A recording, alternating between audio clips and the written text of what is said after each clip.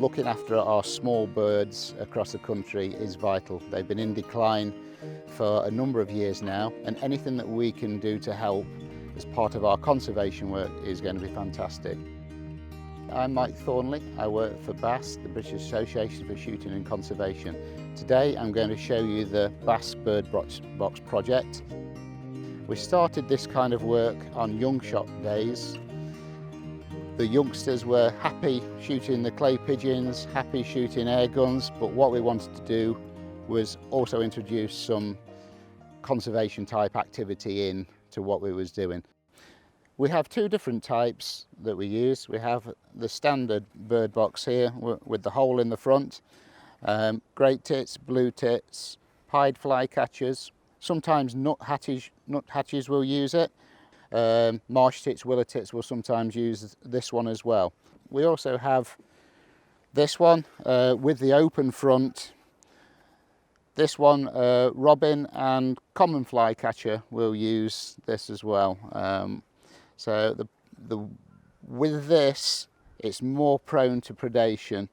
If you want to specialise and maybe just go for the really small birds like your blue tits and the marsh tits, this hole needs to be down to about 25 millimetres. But as a standard, this one here is 30 millimetres, and that will let all them species in. I'm now going to demonstrate how we can put one of these boxes together. We provide a cutting plan there, so if you want to do one of these at home, you can go onto the BASC website and get all the details, all the measurements that you need. Getting all the pieces together, and we're going to get ready to start. So we start with the back and the two sides. These ones are pre-drilled, so it's good if you can pre-drill them just to give you a head start with the nail. That will sit on there like that, so we need to get the other side ready. So I'm going to put two in this side here. Okay, on one of the sides then, what I'm going to do is make sure that's all in line, and it's in line with the bottom there, and then in line with the back just there.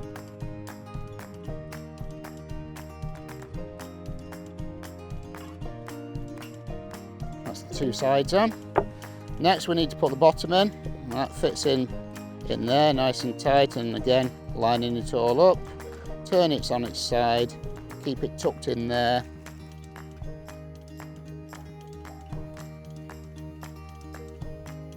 Okay, that's the two sides and the bottom in place there. So next we can put the front on.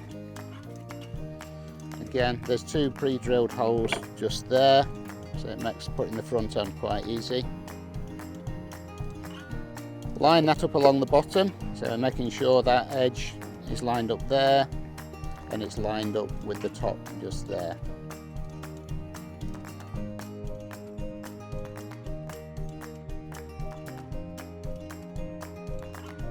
And that's the box construction all nice and tidy together. We just now need to put the roof on. So various designs of roof, but what we have here is a waterproof membrane. It's just a little bit of plastic there, but things like car inner tube, tyre, the inner tube there, that will work as well, so you can cut the squares out of there. All we've done is attach that on there. We've got a chamfer on the back to match the slope there. We drop that on in there and we line that up across there, and then we've got the piece of wood that's going to hold it in place just there.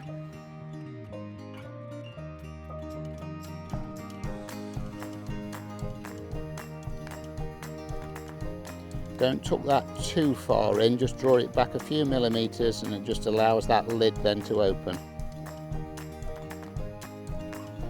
That's the lid attached on. Why would we want the lid to open? We might want to check and have a little look in there to see what's going on, and at the end of the nesting period, if you've got wet materials in there, you might want to lift it out to make it dry ready for the spring. So there's the lid all working. So there is the completed bird box. Now we've built the box, let's go out and put it up in the woodland.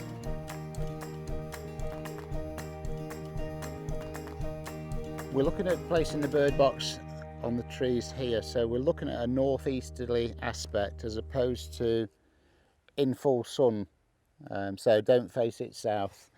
The young birds inside the nest would get really hot if you put it in full sun. I'm looking at putting the box at about 2 meters, just high chest height, up to 4 meters.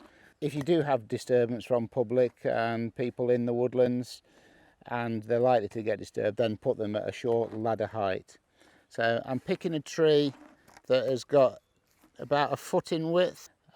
What I'm after is putting wire around the tree rather than putting nails into the tree, because I don't want to damage the tree at all.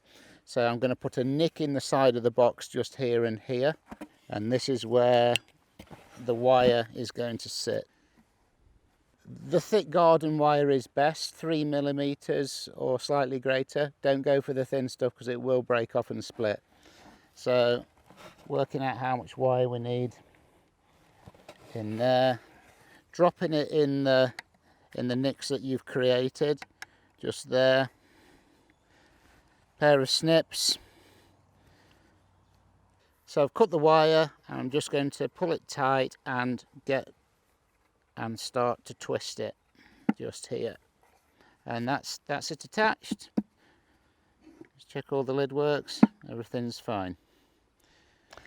It's also important to put the boxes a distance apart because they will territorially fight between each other, so at least 10 meters apart as a minimum.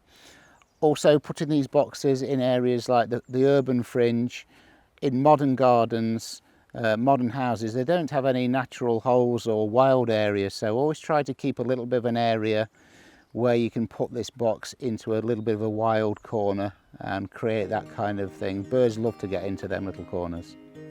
All these boxes make a difference, so if we can do something for conservation to help promote the birds and get their numbers up in the future, what a great thing to be doing. If you'd like to get involved, go to the website, look in the conservation section, get the details from the website, and off you go. Get your wood, get building. If you need any further information, please get in contact.